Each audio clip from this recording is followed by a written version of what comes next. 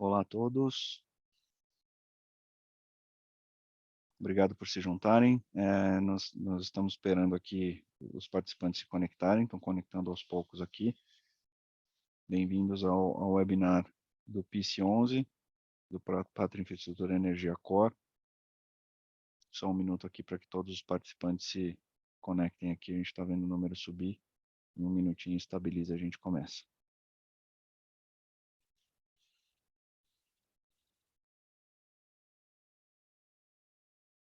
Bom, estabilizou aqui. Olá a todos. Bom dia. Estamos no webinar do segundo trimestre do Pátria Infraestrutura Energia Core. Aqui no webinar conosco, nós temos o Marcelo Souza, que é sócio do Pátria e também CIO aqui da nossa vertical de Energia Core. Aqui conectado, vai fazer a primeira apresentação, né, vai dar início à nossa apresentação. Na sequência, a gente tem aqui o Martiello Franco, que é o nosso vice-presidente responsável também pela parte de fundos de renda, né, fundos core, e também conosco o Nazir Tarraf, que é parte do nosso economista aqui do Pátria, também do nosso departamento de economia, também disponível aqui, não tem uma apresentação específica sobre esse tema, mas disponível para perguntas, também muito bem-vindo aqui. Agradecemos a todos por terem se juntado. Sem mais demoras aqui, a gente vai começar o webinar. Só um aviso a todos de que o Q&A, né, a caixinha de perguntas e respostas aqui está disponível. Por favor, fiquem à vontade de mandar as perguntas logo no início. A gente vai respondendo ao longo do webinar aqui por escrito, ou então a gente deixa no final da apresentação, a gente vai fazer a resposta ao vivo das perguntas que forem mais estratégicas aqui. Obrigado a todos novamente. Eu vou passar a palavra aqui para o Marcelo Souza para a introdução. Maravilha, muito obrigado, Bruno. Muito bom dia a todos e a todas. É um prazer estarmos aqui novamente para fazermos uma atualização do nosso PIS-11, tá? Nós temos aqui uma apresentação para passar com vocês. Por favor, Bruno. Ótimo, maravilha. Então, eu e o Martiello Franco, já apresentado aqui, vamos nos dividir para fazer essa apresentação. Creio que seremos breves aqui, né, dado que toda a performance do fundo tem sido muito consistente. Então, vamos fazer uma atualização para vocês e, obviamente, no final, abrir para perguntas, tá? Bom, eu queria começar fazendo uma atualização para você sobre Pátria. Acho que vários de vocês têm nos acompanhado, ou seja, têm acompanhado Pátria e a nossa performance nos últimos anos. Hoje nós estamos com 138 bilhões de reais de ativos sob gestão, todas essas verticais aqui relacionadas, as principais sendo Private Equity, infraestrutura e crédito. E nessas três verticais, não só como companhia, mas também nessas três verticais, vocês já conhecem, nós estamos hoje posicionados como gestor número 1 na América Latina, ou seja, o maior gestor em ativos sob gestão da América Latina, tanto como firma, como um todo, quanto nessas três estratégias individuais, Private Equity, infraestrutura e crédito. Lembrando que nós fizemos esse ano 34 anos de história, né, recentemente, movimentos recentes importantes aqui para lembrar para vocês, foi o IPO do Pátria em 2021, um movimento de institucionalização muito importante, né, nos colocando aí listados na bolsa, na Nasdaq, né, nos Estados Unidos, então um movimento muito importante para a nossa franquia, e, mais recentemente, algumas aquisições / fusões importantes, né? Primeiro, a combinação com Moneda, que já era o maior gestor de crédito da América Latina, isso no ano passado, e também a aquisição da Kamaroopin, que nos coloca aí na estratégia de Growth Equities, né? Uma nova linha de produtos bastante interessante, que passa a fazer parte agora da nossa carteira desde o ano passado. E, mais recentemente, no ano de 2022, também um movimento para nós muito importante foi a combinação de negócio com a VBI, uma tradicional gestora de real estate, que agora, incorporada ao Pátria, passa a ser a nossa plataforma de gestão dentro da estratégia de real estate, estratégia essa que a gente acredita ainda ter muito potencial para continuar crescendo. Então, de novo, acho que A franquia vai muito bem, obrigado. Estamos avançando bem nos nossos objetivos de ampliar a nossa gama de produtos e também de crescer o nosso negócio. E, obviamente, tudo isso passa bem muito pelos investidores brasileiros, né? Vocês sabem que na nossa história, a grande maioria dos investidores dos nossos fundos, das nossas estratégias, eram investidores internacionais, grandes fundos de pensão, grandes fundos soberanos, grandes family offices. Mais recentemente, com o advento, né, da redução de taxa de juros real no Brasil, que sabemos, conjunturalmente, está mais elevada do que a média neste momento, mas cuja previsão de médio e longo prazo é para ser muito mais acomodada do que está hoje, mas isso, obviamente, amplia bastante a demanda por investidores locais para novas estratégias, novos produtos, e a gente acredita ter no Pátria um fit ideal para endereçar isso com os investidores locais, com vários de vocês que estão aqui conosco no PIS11. Então, essa estratégia continuará em todos os produtos que temos aqui dentro do Pátria, e queremos cada vez mais estar próximos dos nossos investidores brasileiros para este objetivo, tá? Seguindo, então, para o próximo slide, queria lembrar para vocês quem são as pessoas que estão aqui envolvidas, né, nessa nossa estratégia core, né, e no PIS. Além de mim, que lidero aqui essa estratégia, o Marcelo Franco está conosco também desde a nossa captação aí do PIS, o Bruno Fregonese, muito próximo aqui com relações com investidores também, e o Lucas Possani, um analista aqui dedicado a esse tema.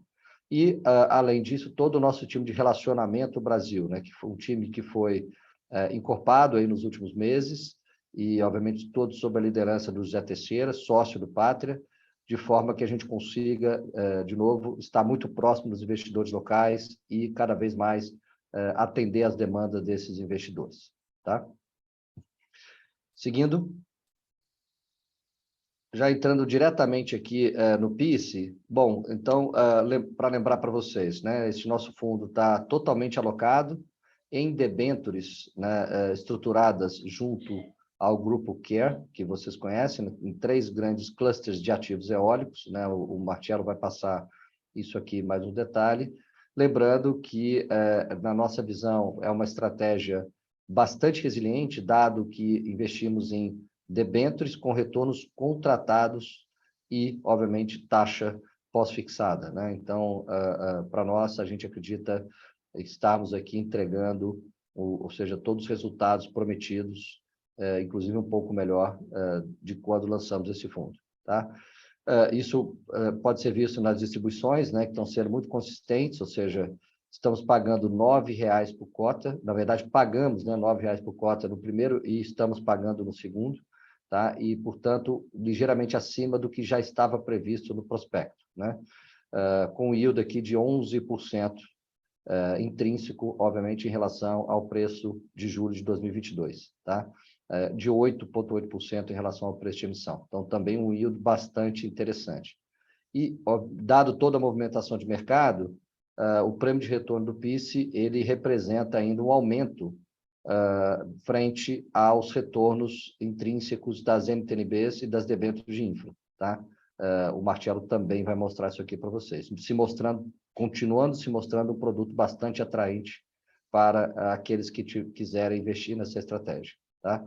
De forma que hoje esse produto ele tem uma TIR líquida esperada de IPCA mais 10, com base, né, na cota de julho, né, de 2022, e, portanto, um upside de 38% frente à cota patrimonial. Como vocês sabem bem, a cota patrimonial é aquela que reflete a real expectativa de retorno ao longo do tempo deste produto, até porque é um produto contratado de dívida, né? Então, efetivamente, esse upside está aí disponível no nosso produto, tá? E, obviamente, esperamos continuar com as distribuições mensais de 0,75 por cota, entregando R$ 9,00 por cota, e de novo, no ano, né? E de novo, acima do previsto no nosso prospecto inicial. Então, de novo, eu acho que o resumo é que a performance do fundo está indo muito bem, estamos entregando igual ou melhor do que o prospecto, e, obviamente, com um upside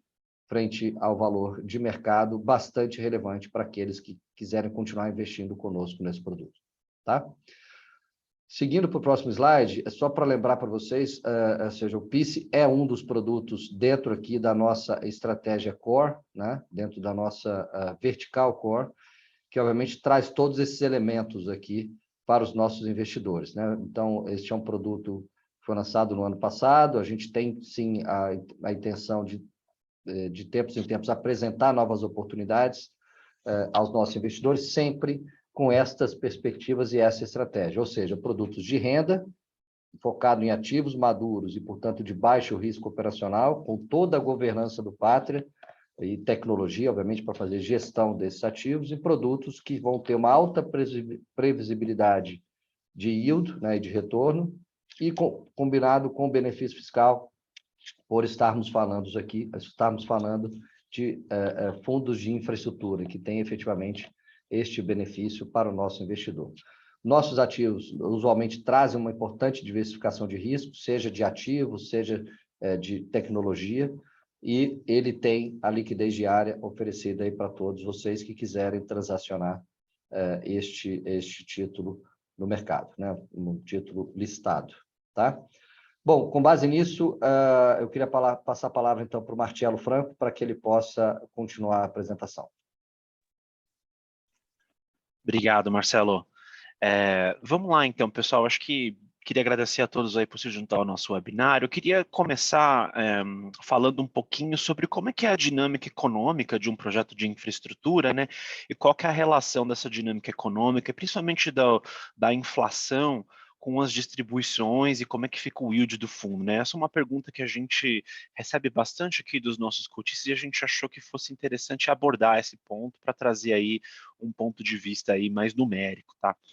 Então, eu queria mostrar para vocês como que funciona, então, vamos dizer assim, o fluxo de caixa de um projeto de infraestrutura, né? Então, pego, por exemplo, um projeto ilustrativo aqui de geração, em que a receita vai ser basicamente a geração daqueles ativos, né, dos ativos eólicos, solares, seja o que foram, né? E esse seria o equivalente ao volume dessa empresa, né? E o preço dessa empresa é basicamente o preço de comercialização aí, que tipicamente é dado por contratos de longo prazo, que são feitos em reais por megawatt-hora, né?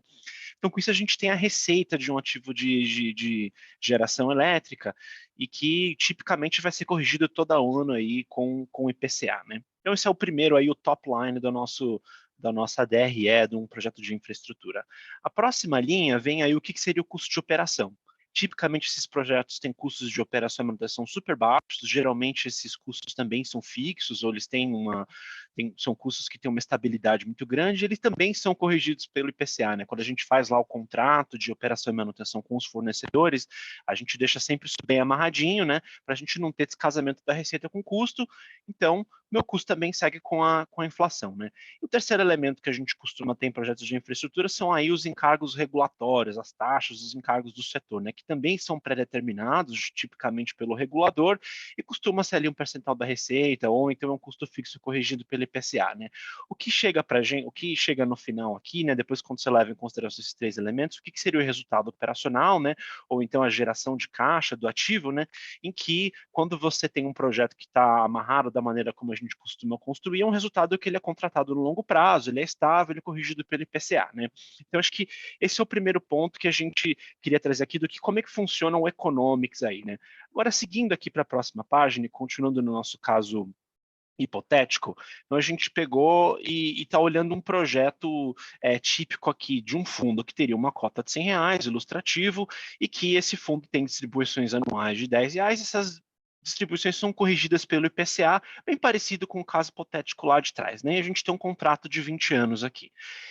Vamos assumir, então, para começar a análise, que acabou a inflação no mundo. Não tem inflação, então, para os próximos 20 anos, nunca mais vai existir inflação, então esse fundo ele pagaria ali todo ano, ao longo de 20 anos, R$10 por ano. Então, a TIR desse projeto, a rentabilidade desse projeto seria mais ou menos aí 9% ao ano, né? E como não tem inflação, o que a gente chama de retorno real é igual ao retorno nominal, né? Então, a TIR real, que a gente fala que é o IPCA+, seria 9%, como o IPCA é zero aqui no nosso caso, então a TIR nominal também é 9%. Então, o que, que acontece com o efeito da inflação nesse caso, né? Então, a gente rodou um cenário aqui em que a gente tem uma inflação aí de 4% ao ano, que é aí a inflação alvo do nosso Banco Central, né? E o que, que acontece com o efeito da inflação nessas mesmas distribuições de R$ 10 que eu mencionei lá atrás, né? Como eu falei, né, a receita todo ano cresce com a inflação. Então, a receita todo ano cresce 4% ao ano. O custo também cresce 4% ao ano, então a distribuição ela cresce 4% ao ano. Então, no ano 1 você tem R$ 10, depois no ano 2 você vai ter R$ 10 mais 4%, 10,4%. No ano 3 você tem 10,4% mais 4%, vai dar 10,8% sucessivamente, o que gera aí um crescimento gradual e exponencial do que seriam as distribuições desse fundo, né? Nesse caso, a TIR nominal passa a ser a 13% ao ano, porque aí a gente tem os fluxos que são crescentes, né? Então ele começa com 10 e no último ano vai terminar lá com 21, né? Quase dobra a distribuição total, que é esperada, né? E a TIR desse projeto fica em 13%. Mas se eu descontasse o efeito do IPCA, que são os 4% ao ano, a TIR real ela continua sendo o IPCA mais 9%, né? Então acho que esse é o primeiro efeito de quando a gente fala de inflação em distribuições de fundos que investem em infraestrutura, é que esse efeito da inflação ele é gradual, mas ele é contínuo. Então, uma vez que a inflação aconteceu num período do ano, ela carrega aquela base de distribuição para todos os anos futuros, e conforme todo ano a inflação vai acontecendo, o fluxo vai crescendo junto, dando esse efeito aí de crescimento exponencial causado pela inflação, né? E a gente roda um terceiro caso aqui, até para ficar mais próximo da realidade que a gente tem hoje, que seria, por exemplo, uma inflação de 10%. A inflação ela é um pouco mais alta do que é o esperado aqui para a economia brasileira, vamos assumir que no ano 3 a inflação foi 10%. O que acontece, então? A distribuição no ano 3, ela cresceu 10% comparada com a inflação do ano anterior, com a distribuição do ano 2, que foi de 10,4%, no ano 3 passa a ser a 11,4%.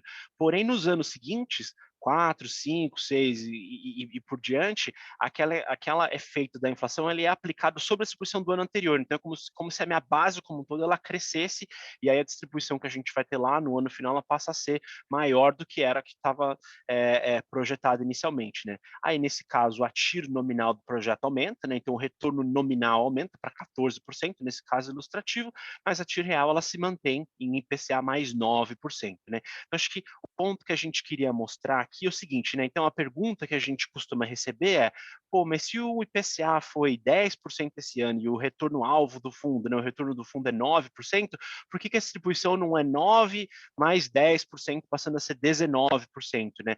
No caso de projeto de infraestrutura, esse retorno ele não acontece naquele período imediato, ele vai acontecer ao longo do tempo, ao longo das projeções futuras, né? Então, ele acontece ao longo dos próximos anos. Mas a beleza é que ele não acontece num ano só. Uma vez que a inflação carregou a minha base de distribuição, ela tende a carregar também pelos próximos 10, 15, enfim, por todo o período de projeção daquele projeto de infraestrutura, o que faz com que, uma vez que eu tenho uma inflação extraordinária num ano, todos os fluxos futuros desse projeto, eles tendem a ser maiores do que eles seriam se a inflação não tivesse sido tão alta, tá? Então, acho que esse é um ponto que vale a pena mencionar aqui, de qual que é o efeito da inflação, né, em projetos de infraestrutura, e a gente vai acabar falando bastante disso aí quando a gente fala um pouco das nossas distribuições e de como o fundo deve se comportar, né, ao longo dos próximos 20 anos aí, dos próximos 18 anos, que é o tempo que a gente tem com os investimentos que a gente fez, tá? Então, acho que esse é o primeiro update que a gente queria dar aqui, de um pouco aí de como funciona a distribuição de um projeto típico de infraestrutura. Eu queria passar, então, para a próxima página, onde a gente fala aí um pouco de como é que está o nosso portfólio hoje, né? Então, o PICE, ele é um fundo que ele está alocado em 3 projetos, né? São 3 parques eólicos que são localizados na região nordeste do Brasil, né? Então, esses projetos eles têm contratos de venda de energia de longo prazo, então a receita desses projetos está contratada, né, por 20 anos, né, até 2041, e essa receita aí ela é ajustada pela inflação todo ano, né, seguindo mais ou menos aquela dinâmica que eu mencionei lá atrás, né? Então, todo ano o contrato ele se ajusta com base no nível de contratação geração anterior, então a receita ela sempre tende a ir crescendo naquela dinâmica exponencial que a gente mencionou lá atrás, né?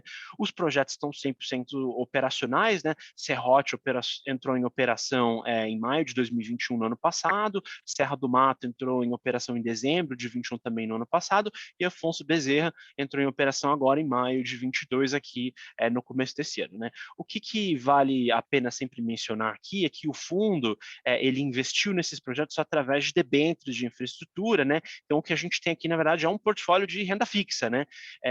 Esse portfólio ele tem alguns elementos de equity, né? Como a gente costuma falar no jargão da indústria, no sentido de que essas debêntures elas são repagas com a geração de caixa dos projetos, mas o portfólio ele é ultimamente um portfólio de renda fixa hoje, né?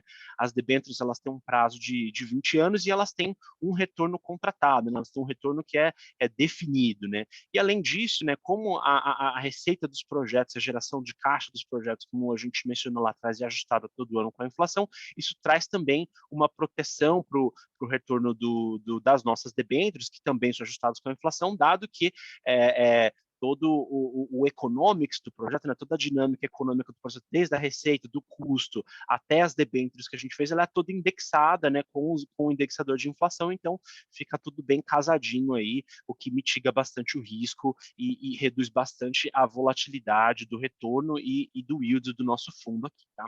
Então, passando aqui para a próxima página, queria falar um pouco mais de como está o nosso portfólio hoje, né? Então, o portfólio está 100% operacional e do ponto de vista de disponibilidade, né, que basicamente seria a performance operacional das máquinas, está seguindo bem em linha ou acima do esperado, né?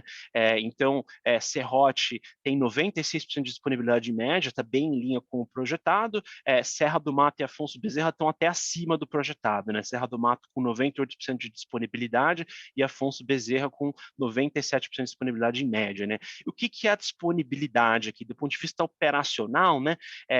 Como que funcionam as turbinas eólicas? Elas ficam lá esperando o vento ventar, né? E ela tem que estar disponível. Então é importante que essas usinas elas tenham um tempinho programado ali para fazer a manutenção, para a gente fazer os ajustes que são necessários para que elas operem bem, e é um tempo bem pequeno, você vê aí, né? As usinas ficam 2, 3% do tempo só ali fazendo manutenção. O resto do tempo as usinas estão 100% disponíveis, né? Ali para capturar o recurso eólico e fazer a geração de energia, né? Então, acho que do ponto de vista de disponibilidade, a gente está muito bem com os projetos. Olhando para a geração histórica, esse é um outro update que a gente queria dar para vocês. A geração nesse ano de 2022, né, ela tem sido um pouquinho abaixo do que era esperado no plano, né? E o motivo principal dessa geração estar um pouquinho abaixo, como a gente consegue ver nas linhas azuis, principalmente no segundo semestre aqui, é que o ano de 2022 foi um ano de laninha, né, em que na região nordeste tipicamente chove um pouco mais e aí também venta um pouquinho menos, né? Mas por outro lado a gente sabe que a geração de projetos eólicos ela tem uma banda anual, ela pode ser um pouco maior ou um pouco menor ao longo dos anos, né? Então quando esses projetos são desenvolvidos, né? Quando um novo projeto é construído, a medição do vento é feita por ao longo de 10, 15, 20 anos, leva-se em consideração a medição de vento histórica e assim a gente chega nesse caso base de geração que é esperado, né? Acho que um outro ponto que vale a pena mencionar também é que a geração ela acaba sendo sazonal não só ao longo dos anos, né? Um ano pode ser um pouco maior, pode ser um pouco menor, mas ela também é sazonal ao longo do próprio ano, né? Tipicamente o segundo semestre gera bem mais energia do que o primeiro semestre dos anos, especificamente nessas regiões onde os projetos estão localizados, né? Lá no Rio Grande do Norte e no Ceará, né? Então, esse é um ponto que é importante mencionar também, né? Mas acho que como a gente, né, como esse é um risco que ele é natural dos projetos de infraestrutura, a gente sabia muito bem que poderia ter uma variação de geração, né, ao longo dos anos, a gente estruturou esse investimento com o mecanismo das debêntures que traz uma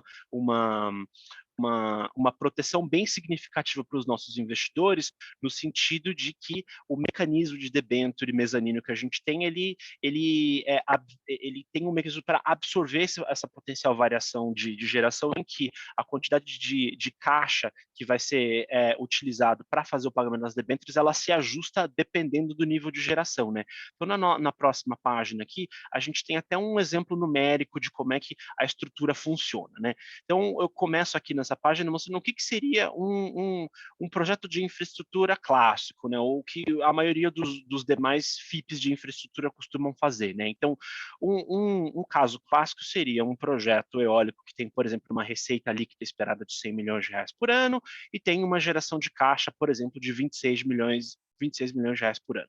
Vamos supor que o fundo investiu em 50% desse projeto, né? Então, o fundo teria direito aí a 50% da geração de caixa, dos 26 milhões, teria aí um dividendo esperado de 13 milhões de reais por ano, tá? Então, esse seria o caso clássico aqui, né? O que aconteceria se a geração fosse um pouco abaixo do que seria esperado, né? Assumindo aqui que a geração fosse 90% da geração base, ou então 10% a menos do que seria a geração esperada, né? A receita seria menor em 10 milhões e a geração de caixa também seria menor em 10 milhões, né? Então, ao invés de 26 milhões de geração de caixa, a geração de caixa passaria a ser 16 milhões nesse caso, né?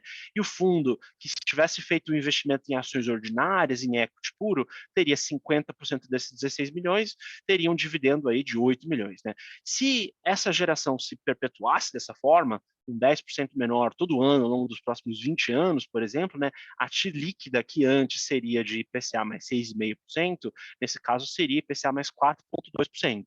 Bom, alguém poderia argumentar, né, que o retorno ainda é resiliente, né, o retorno continua positivo, mas teve uma redução importante de retorno aqui, num caso mais adverso de geração, né? Então, qual que é a estrutura que o PICE desenhou para proteger o investidor dessa potencial adversidade de uma geração menor, né? Que é o que a gente mostra aqui na próxima página.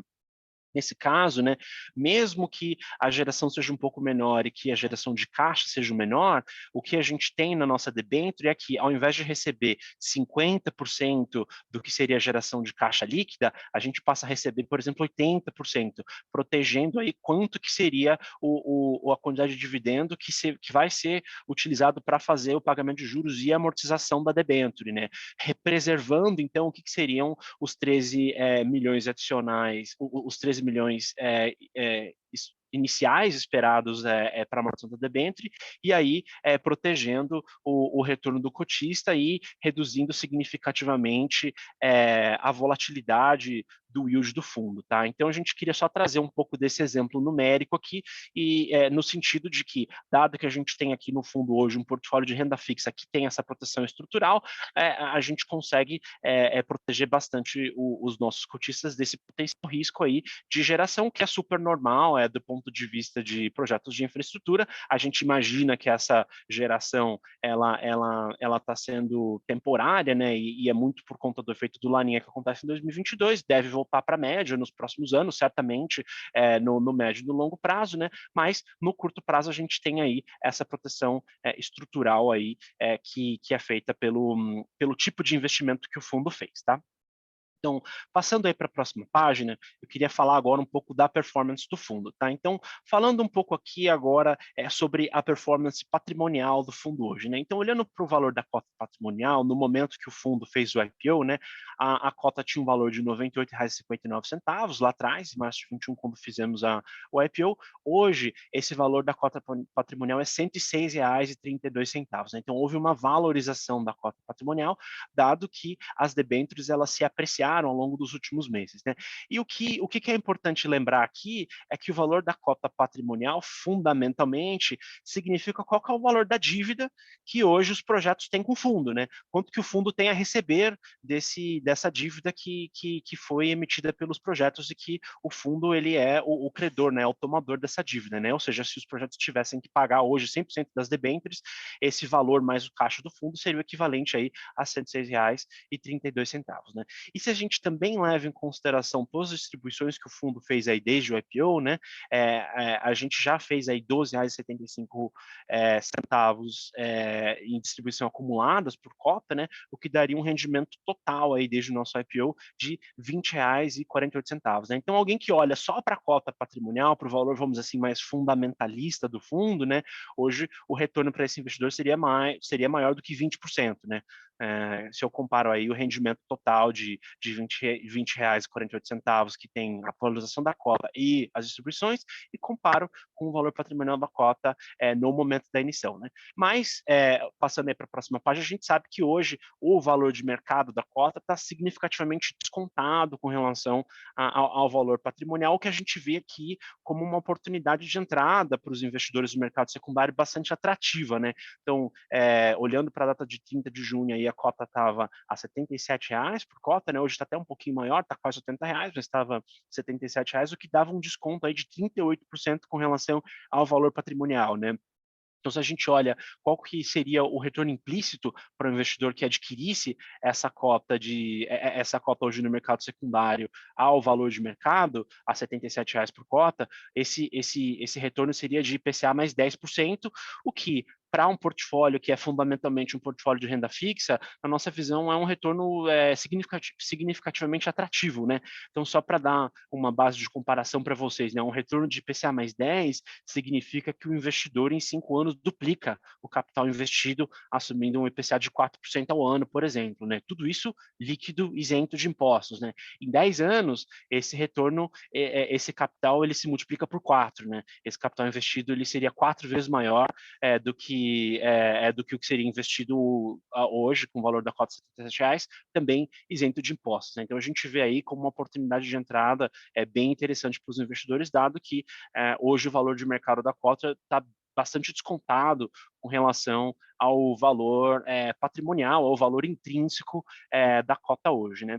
Então, aqui na próxima página, a gente queria falar um pouquinho aqui de como a gente vê a precificação do fundo e como a gente vê aí o que seria o retorno esperado para um portfólio dessa natureza, né? Então, a gente começa aqui primeiro falando das debêntures de infraestrutura e de energia, que o que na nossa visão aqui é uma proxy que faz bastante sentido de fazer a comparação com o nosso fundo, que é fundamentalmente o nosso portfólio hoje, né? Um portfólio de debêntures de projetos de infraestrutura, um portfólio de renda fixa, né? Então, quando a gente olha lá em março de 2021, né, as debêntures de infraestrutura tinham um retorno líquido aí de mais ou menos IPCA mais 4,1%, e a NTNB equivalente estava lá em 2,4%, que dava aí um prêmio que as debêntures de infraestrutura comandavam sobre a NTNB de 1,7%. Quando a gente olha hoje, agora em julho de 22, as debêntures de infraestrutura agora têm um retorno um pouco maior, de 6,5%, mas a NTNB equivalente agora está em IPCA mais 6,2%. Ou seja, o mercado hoje está até pedindo um prêmio um pouco menor para as debêntures incentivadas de infraestrutura, né? Muito por conta que são investimentos isentos também, né? Com relação ao NTNB. Então, hoje, esse spread, né? Esse prêmio sobre a NTNB está em 0,3%, né? Está significativamente mais baixo, né? Mas passando aí para a próxima página, a gente quer comparar, então, o que seria o PIS com o IPO e como é que está hoje, né? No PIS o caminho foi exatamente o contrário, né? Quando nós fizemos o IPO, o nosso portfólio tinha aí um prêmio sobre a NTNB da época de 3%, já era um prêmio acima do que as debêntures de infraestrutura já comandavam na época, então o PIS já tinha um retorno até mais atrativo do que instrumentos similares de infraestrutura, né? E a gente foi aí talvez no caminho contrário quando a gente olha para o valor da cota de mercado hoje, né? O prêmio sobre a NTNB ou sobre as próprias debêntures de infraestrutura subiu. Então, hoje, o retorno implícito do PIS está em 10,2%, né, que dá um prêmio de 4,1% sobre a NTNB, né? Isso, o nosso retorno sendo ele isento líquido de impostos, né? O que mostra aí que o ponto de entrada, né, a atratividade do ponto de entrada só melhorou desde então, né? Então, esse prêmio está significativamente maior. Se a gente tivesse que assumir que o PIS ele fosse precificado, né, a gente mostra isso na próxima página, se o PIS fosse precificado assumindo o mesmo prêmio que ele tinha sobre as debêntures de infraestrutura lá atrás, aí, de novo, eu não estou assumindo que o PIS vai ter um retorno melhor que as debêntures de infraestrutura, nem igual que as debêntures de infraestrutura, apesar de ser um portfólio de debênture de infraestrutura. Mas se ele tivesse um retorno que tivesse o mesmo prêmio adicional que a gente tinha lá atrás, o retorno implícito, o prêmio implícito passaria a ser a 1,6%, ou seja, a cota o retorno implícito do fundo passaria a ser a IPCA mais 7,7%, o que levaria a uma potencial valorização da cota de mercado do fundo em mais de R$15, né? E essa cota ela poderia estar negociando a R$ 92,30 se o mercado precificasse o PICE com um prêmio até superior ao que são as debêntures ao que as demais debêntures de investidura hoje são negociadas no mercado, né? Então a gente vê aí, assim, são elementos que na nossa visão são bem significativos, que mostram que existe uma oportunidade de entrada aí bem interessante no PICE, quando você olha para o valor fundamentalista, né, para o valor fundamental do portfólio de ativos que o fundo tem hoje na carteira, né, que são as debêntures de infraestrutura. Na próxima página, então, acho que talvez para terminar aqui a última mensagem que a gente queria passar, né, a gente queria falar um pouco da nossa expectativa de distribuição, né. Então, a expectativa para os próximos meses é que a distribuição se mantenha em linha com as últimas distribuições, então a gente deve seguir aí na nossa meta de atingir uma distribuição anualizada de R$9 por cota, né? O que dá aí mais ou menos 75 centavos por cota ao mês, né? O que é até um pouco acima do que a gente tinha indicado no prospecto do fundo na época do IPO no ano passado, né? Esse yield hoje, né, levando em consideração o valor da cota em julho de 2022, seria um yield de 11,7%, né? E o retorno do fundo, como eu disse lá atrás, é de IPCA mais 10%, tá? Então a gente vê aí um produto que, olhando para qual que é o ativo que hoje está na carteira, né, que são debentures e que são um portfólio de renda fixa, a gente vê aí um ponto de entrada bem bacana, tá? Eu acho que por fim aqui, só para recapitular as principais mensagens, né? Então, PICE, fundo está 100% alocado no portfólio de renda fixa, com retorno contratado protegido contra a inflação. Os ativos de infraestrutura estão 100% operacionais, são parques novos e que estão operando muito bem do ponto de vista de disponibilidade, né? O nível de recurso eólico está um pouquinho abaixo da média, o que a gente entende que é normal para esse tipo de ativo, principalmente dado que 2022 foi um ano de laninha, né? Mas que não deveria impactar o yield de retorno do fundo, dado que a gente tem esse mecanismo de proteção estrutural aí, que é a debênture de infraestrutura que a gente construiu, né? Desde o IPO, o fundo já gerou mais de R$20 de retorno por cota, né? Quando a gente olha para o retorno fundamental do fundo, né? Que é a distribuição mais o valor patrimonial da cota, que dá um retorno de mais de 20%, considerando o valor inicial da nossa emissão lá atrás no IPO, né? Mas hoje o fundo tem aí um desconto significativo com relação ao valor de mercado da cota, que tem aí uma excelente oportunidade de investimento, um bom ponto de entrada aí para investidores que queiram entrar no mercado secundário, tá? Acho que essas são as principais mensagens aí com relação ao nosso portfólio e ao fundo. Então, acho que faz sentido aí a gente passar um pouco pelas perguntas do Q&A e vamos ficar felizes aí de endereçar qualquer pergunta que vocês tiverem.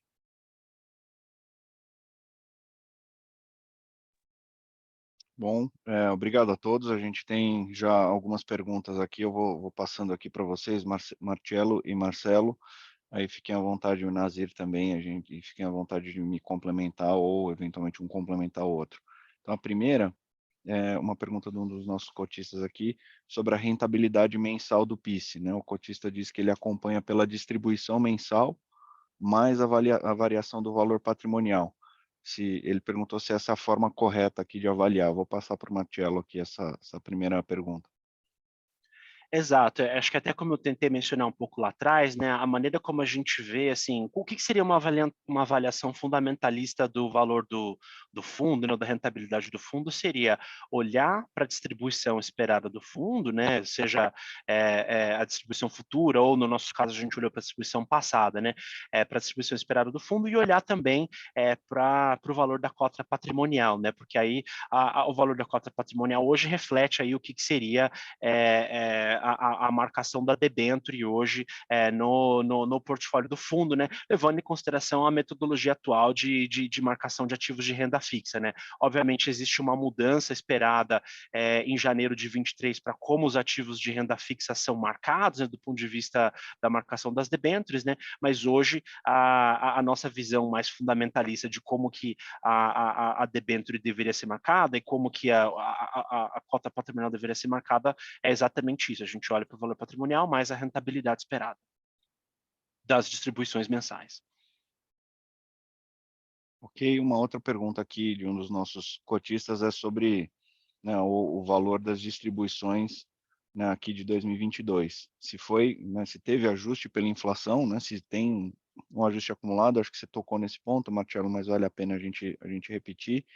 E quando que o fundo vai começar a fazer a amortização, né, não o fundo, mas as debêntures vão começar a fazer a amortização do principal, né, ou seja, o investidor vai receber dinheiro de volta, não só da rentabilidade, mas também do principal. Essas duas perguntas aí eu vou passar também para o Marcelo e Marcelo. Tá bom, tá ótimo. Acho que eu posso começar aqui, né? Acho que a primeira parte dela é que fala um pouco dos ajustes de distribuições, né? A gente faz uma gestão ativa aí de como a gente constrói as distribuições, muito na linha de tentar proporcionar aí uma distribuição que seja bastante estável e bastante previsível para os nossos cotistas, né? E aí, aqui do nosso lado, a gente tenta fazer esses ajustes das distribuições ao longo do tempo, né? E como eu mencionei lá atrás, essas distribuições, elas são mais bem precificadas quando elas são feitas do ponto de quando elas são feitas mais a longo prazo, principalmente anualmente, né? A gente não planeja fazer ajustes de distribuições do ponto de vista num tempo de ajuste mais curto do que anual, pelo menos assim que a gente vê hoje, tá? Do ponto de vista da segunda parte da pergunta, que é um pouco da amortização da debênture versus o pagamento de juro, né? Então, quando a gente olha para o nosso instrumento, e o nosso instrumento ele não tem um cronograma fixo de amortização das debêntures, né? Ele tem sim um retorno contratado, que é definido nesse portfólio de renda fixa, mas o cronograma de amortização, ele tem aquele elemento que eu mencionei lá atrás, que ele busca ele busca proteger ele busca proteger o fluxo de caixa que sobe para as debêntures, que sobe para o fundo, né, dependendo do nível de variação, dependendo da geração de caixa dos projetos, né, mas quando a gente olha para a projeção dos 20 anos, né, uma debênture de longo prazo, em que a gente tem um retorno contratado aí por 20 anos, né, mas a gente espera aí que os primeiros 10 anos, a geração de caixa desses projetos, ela vai servir mais o pagamento de juros das debêntures e nos 10 anos finais do período da debênture, aí a gente começa os projetos começam a subir caixa que vai fazer não só o pagamento de juro, mas também a amortização das debêntures, tá? Obviamente essa é a nossa melhor estimativa aqui na discussão que a gente tem com os empreendedores dos projetos, né? Mas pode acontecer um pouco mais rápido se os projetos gerarem mais caixa, pode acontecer um pouquinho depois se os projetos gerarem menos caixa, mas a gente tem aí o cash sweep aí, ou a estrutura de amortização que eu mencionei lá atrás, que traz bastante traz bastante previsibilidade em como é que fica essa estrutura, mas acho que, recapitulando, aí a gente prevê os primeiros 10 anos de juro e depois os 10 anos finais aí de juros mais amortização.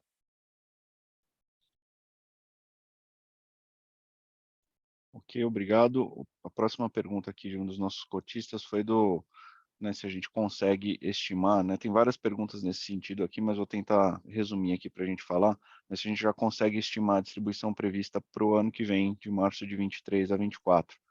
Só dando um alô aqui antes do Marcelo e antes do Marcelo, a nossa expectativa aqui é de divulgar um pouco mais em detalhes no próximo webinar, a gente tiver um pouco mais de visibilidade, então, a princípio, a nossa distribuição prevista, ela está na média ali daquilo que a gente estimou no nosso prospecto, e aí, eventualmente, a gente pode ter algum ajuste, a gente vai comunicar aqui com mais detalhe assim que a gente tiver informação, e para todos os cotistas simultaneamente aqui, para garantir a transparência da comunicação. Mas vou passar para o Marcelo e para o Marcelo se eles tiverem algum comentário aí nesse tema. Eu acho que é isso mesmo, né? Assim, primeiro, só lembrando, acho que é super importante reforçar que nós estamos distribuindo R$ 9,00 por ano, sendo que no prospecto nós estimamos distribuir R$ 8,70, né? Então, já estamos distribuindo um valor maior. Parte disso tem a ver também com a inflação. Eu vi que algumas perguntas já trataram do tema, né? Com relação, e obviamente reforçando o que o Bruno disse, com relação às distribuições do ano que vem, mais para frente nós vamos dar essa visibilidade para vocês, na medida que a gente tiver todos os elementos aqui para dar essa sinalização.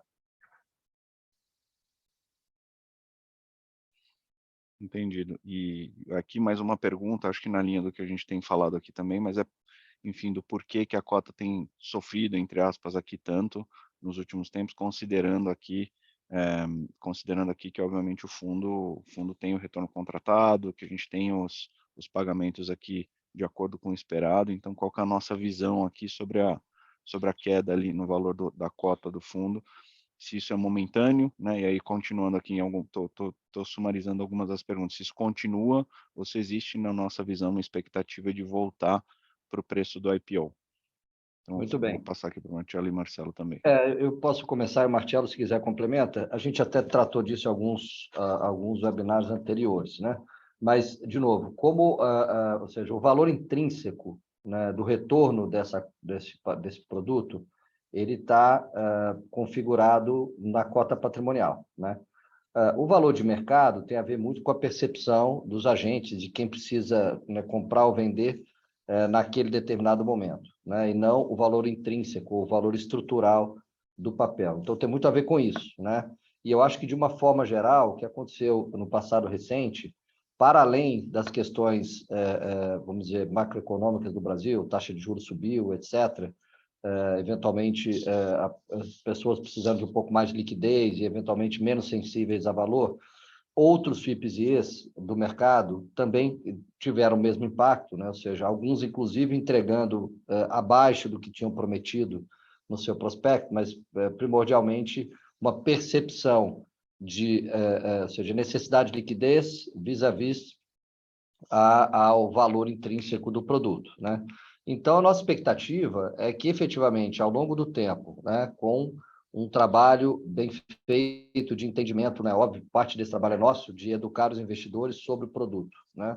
Parte disso é, obviamente, o mercado evoluir também da forma de interpretar esse produto, da forma de mensurar e de medir o retorno deles. Eu acredito que, ao longo do tempo, a tendência é que o valor da cota de mercado se aproxime da cota patrimonial, até porque a cota patrimonial é a que reflete o valor da dívida que receberemos no nosso produto específico ao longo dos anos aqui, tá? Então, Marcelo, não sei se você quer complementar.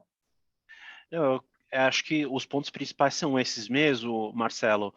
Eu acho que tem um ponto que vale trazer aqui também, que é o seguinte, né? Porque para fundos dessa natureza, né, produtos dessa natureza em que o efeito da inflação ou o efeito do crescimento, ele não acontece necessariamente ali no curto prazo, né? Ele acontece de uma vez no curto prazo, depois não acontece mais, né? Ele se carrega no longo prazo. Esse tipo de produto se beneficia muito de queda de taxa de juros, né? Então, como o fluxo de caixa desses projetos, com uma inflação mais alta, ele tende a crescer quase que de maneira perpétua, né, para os próximos 20 anos. Você tem um ganho ali que esse ganho ele não volta mais, que é diferente dos produtos de papel, por exemplo, né? Quando existe um movimento de queda de taxa de juros, esse fluxo que ele acaba ficando muito maior no longo prazo, no futuro, né? Quando ele é descontado a uma taxa de desconto menor, você tem um ganho bem significativo aí, né? Então, é bem comum a gente ver, fazendo um paralelo aí com produtos de fundo imobiliário, por exemplo, sempre que tem um movimento de queda de taxa de juros, fundos imobiliários que têm essa característica aí de ajustes que acontecem no longo prazo, que é o que a gente mencionou lá atrás, eles tendem a se beneficiar e o valor das cotas tendem a subir. Então, acho que a gente vê aí também esse elemento aí, né? O fundo sofreu um pouco com o aumento da taxa de juros, a gente imagina que com o reequilíbrio das condições macroeconômicas que a gente acredita que deve acontecer aí no futuro, né? O valor da cota deve se beneficiar bastante desse elemento aí.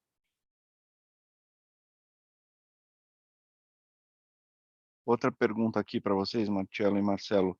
Perguntaram aqui para nós bastante sobre como vai funcionar um pouco mais essa nova marcação, né, que você comentou, Marcelo, uma possível remarcação aqui do mercado das cotas em 2023. Eu acho que vale a pena pegar esse ponto aqui. Eu acho que tem duas maneiras de olhar isso, né? A maneira como a gente está olhando hoje, que é o que a gente mostrou lá na página, seria o que a gente chama de marcação na curva, né? A marcação na curva, que é como as debêntures são feitas hoje, né? Ela assume que o debenturista vai ficar com aquele papel até o vencimento do ativo, né? No nosso caso aqui, eu fico investido nesse produto pelos próximos 20 anos, sou um investidor de longo prazo, estou buscando essa renda, né?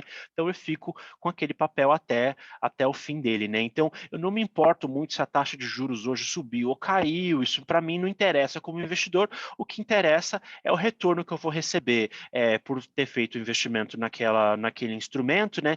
Que no caso do nosso instrumento ele é um retorno contratado, né? Então esse é o valor que está refletido ali na cota patrimonial, que significa o seguinte: olha, se eu tivesse que, né, se eu tivesse que, como eu dei essa dívida para os parques lá atrás, né, e se eu ficar com ela até o final, esse é o valor que eu vou receber ao longo do tempo, esse é o valor que ficaria ajustado, pelo menos até a data de hoje, né, e se eu continuar nos próximos anos, né, esse seria o valor ajustado à taxa de retorno que foi definida e contratada lá atrás, né. Com a marcação das debêntures de infraestrutura, o que vai acontecer é o seguinte, né, com a marcação de debêntures de maneira geral, né, essa marcação ela vai ser dada com a taxa de juros que tiver acontecendo naquele momento, né. Então, em janeiro de 2023, a gente vai olhar, por exemplo, para a taxa livre de risco que tiver acontecendo, para a NTNB, por exemplo, né, e vai descontar os fluxos futuros esperados dessa debênture a essa nova taxa de juros, que pode ser maior ou menor do que o retorno implícito que está contratado naquele papel, né? Então, se a taxa de juros estiver um pouco maior do que o retorno implícito do que está no papel, aí aí existe uma tendência de redução do valor patrimonial da cota. Se a taxa de juros, né, de marcação, né, tiver menor do que o retorno contratado do fundo, aí existe uma tendência de apreciação do valor da cota, né? Acho que uma maneira bacana de olhar é até olhar para o exercício que a gente fez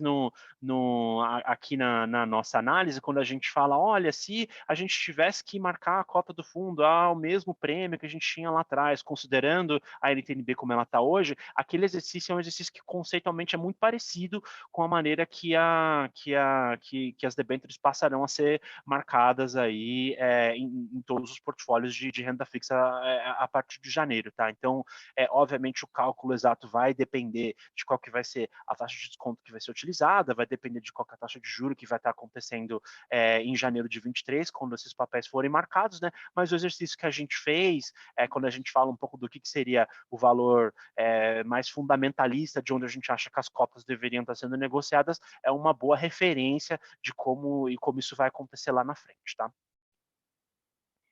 Bom, tem uma próxima pergunta aqui que eu acho que é interessante de um dos nossos investidores aqui, a princípio perguntando o que acontece com a nossa receita aqui, né, com os nossos recebimentos aqui, caso a gente tenha uma geração menor, né? Como que acontece com o pagamento de juros aqui no nosso caso, dado que isso pode afetar a receita do ativo? Exato, né? Com uma geração maior ou menor, né? O que basicamente a gente faz é o seguinte, né? A gente ajusta qual que é o percentual daquela geração de caixa que o PIS deveria receber relativo a tudo que foi gerado, né? Então a gente tem um cronograma de percentual de caixa que é devido para o fundo, que ele depende ali do nível de geração, né? Então, se a geração for um pouco menor do que a média, o fundo tem direito a capturar mais caixa que foi gerado pelo ativo. Se a geração for um pouco maior, ou seja, gerou mais caixa, o fundo tende a pegar um pouco menos de caixa do que foi gerado no ativo, percentualmente, né? De maneira que a gente sempre tenta fazer com que todo ano esse caixa que sobe para o fundo, né? Que sobe para o pagamento de juros e amortização das debêntures seja o mais próximo do constante quanto possível, tá? Então conceitualmente essa é a estrutura que esse é o mecanismo que foi desenhado ali para a debênture que o PIS hoje detém com esses 3 parques eólicos. Bom, tem uma outra pergunta aqui, Marcelo e Marcelo, sobre a distribuição do fundo, no sentido de alguns investidores perguntando se é possível e se não é um dos fatores aqui que podem estar, digamos que fazendo a cota do fundo ficar um pouco abaixo do valor patrimonial, se é possível distribuir o IPCA junto com o valor aqui das distribuições dos juros reais aqui ao longo do tempo aqui com o nosso fluxo de caixa previsto. A resposta aqui para esse caso é o seguinte, né? A nossa visão é que esse não necessariamente é o motivo de que a cota hoje de mercado ela tá descontada com relação à cota patrimonial, né? Acho que essa diferença entre você distribuir o IPCA na cabeça e distribuir ele no futuro é muito baseada na estrutura do instrumento que foi desenhado, né? De novo, né? Esse instrumento que ele está desenhado em que você tem um ganho no longo prazo, né? Ele tem esse benefício de que se o IPCA ele aumenta a minha distribuição, ele é um pouco maior esse ano, ele vai aumentar a minha distribuição de hoje e também a distribuição futura, né? Acho que esse é o benefício de a gente ter estrutura dessa forma, né? Se você tem um IPCA que ele só é distribuído ali na cabeça e depois no ano seguinte se o IPCA cai, o que acontece é que a distribuição e o yield também cai do fundo, né? Aí você fica com o yield talvez um pouco mais flutuante ali, né? Essa estrutura de yield para esse tipo de produto de renda aqui, ele tem um yield mais estável, ele tem um yield crescente, né? Então, para alguém que está investido num produto que busca aí ter uma estabilidade no recebimento dos dividendos e que busca ter um recebimento de dividendo que ele vai crescendo ao longo do tempo e ele vai sendo protegido com a inflação ao longo do tempo no longo prazo, esse é um produto que ele é mais atrativo e é um pouco disso que o produto ele tenta trazer, né, para esse benefício, né? Porque acho que a desvantagem de você distribuir tudo na cabeça é que, por outro lado, se o IPCA cai, ou se qualquer que seja o indexador daquele produto quando você distribui na cabeça cai, aí a cota também cai, entendeu? Então acho que esse é um pouco dos prós e contras aqui, né? A nossa visão é que o nosso produto aqui ele é um pouco mais o contrário, né? Com um pouco da melhora macroeconômica, a gente tende a ter uma apreciação do valor do valor de mercado das cotas do fundo, né? Em fundos que distribuem tudo na cabeça, quando o juro cai ou quando a inflação cai, aí essas cotas tendem a cair, né? Porque o yield também cai junto, né? No nosso caso não, o yield ele acaba sendo protegido e ele continua crescendo ao longo do tempo. Outra pergunta aqui, a gente está chegando quase ao fim aqui do webinar, mas, enfim, como de costume, vai pegar todas as perguntas aqui que a gente não conseguiu cobrir, depois a gente atualiza o nosso perguntas e respostas no website, a gente convida todos a acessarem, e agradecemos pelas perguntas, são muitas perguntas aqui, que é um ótimo sinal, mas uma pergunta aqui que eu acho que é importante, eu vou começar aqui, e depois eu passo para o Martiello e Marcelo, se o fundo realizaria uma emissão abaixo do valor patrimonial. A princípio, né, e do ponto de vista econômico, a nossa emissão aqui, né, o racional para uma nova emissão, teórico, seria sempre a gente emitir algo que tivesse um retorno implícito melhor, né, ou maior, na realidade, do que o valor do fundo, né? Então, seria uma emissão que agregaria valor para nós aqui, independente do valor patrimonial, eventualmente poderia ser maior ou menor, mas hoje, né, com o mercado que a gente vê pela frente, até a gente já fez algumas emissões nesse meio tempo aqui, desde o começo do PICE, a gente optou por fazer em um outro veículo, especialmente para não ter, porque não tinha esse mercado, né, não existia esse mercado para uma emissão, especialmente pelo fato do valor da cota, né, hoje está menor do que o valor patrimonial. Então, apesar de não ser teoricamente um racional para a gente não fazer, a gente não tem uma diretriz aqui de fazer ou não fazer se tiver abaixo o valor patrimonial. Economicamente, a gente tem feito aqui em outros veículos para conseguir não ter esse desconforto, aí não gerar esse desconforto para o cotista de ver uma emissão com valor abaixo do valor patrimonial, e em especial nesse caso aqui, quando a gente vê que o valor patrimonial tem aí intrinsecamente um valor maior do que o valor que está em tela, né? E aí, obviamente, se fazer uma emissão a valor patrimonial com valor em tela abaixo, fica um pouco complicado aqui, porque, obviamente, o cliente preferiria comprar a cota no mercado secundário, mas eu vou passar para o Marcelo complementar aqui, o Marcelo também. Eu acho que o objetivo que nós temos com o PICE, isso é muito importante, é que a gente volte a trazer mais oportunidades para os nossos cotistas, né? Que a gente possa, no futuro, no momento que a conjuntura permitir, etc., fazer novas emissões e novos investimentos. E aí, sim, crescer o tamanho do fundo, aumentar a liquidez dele e, obviamente, diversificar ainda mais o risco, né? Esse é o objetivo. No entanto, o que o Bruno acabou de mencionar é verdade. Nós não faremos isso de uma forma dilutiva para os nossos cotistas atuais. Isso vocês podem ficar seguros. Não faremos, né? Só faremos no momento em que entendermos, podemos trazer para vocês oportunidades que serão efetivamente de melhora de percepção de valor, além de melhora de percepção de liquidez e de diversificação. Então, acho que essa é a grande mensagem que nós gostaríamos de deixar com vocês. Bom, obrigado, Marcelo, Marcelo, nós todos que se conectaram aqui, principalmente pela confiança em investir conosco. Eu também, Marcelo, investimos aqui nesse fundo e agradecemos muito pela confiança em investirem conosco e também pela participação aqui no webinar. Não só no webinar, mas a gente está sempre à disposição. Nós temos o e-mail do fundo, a gente tem o site pc11.com.br com todas as informações. A gente responde mais de 100 e-mails por mês aqui, prontamente para os investidores. A gente está sempre à disposição, sempre com eventos como esse e aberto a sugestões. E vamos responder aqui o restante das perguntas via perguntas e respostas. E muito obrigado pela participação. Nos vemos novamente aqui em novembro ou antes, para quem precisar falar conosco aqui, a gente está à disposição. Um abraço a todos e boa semana. Muito obrigado, até logo, tchau, tchau. Obrigado a todo mundo, até mais, tchau, tchau.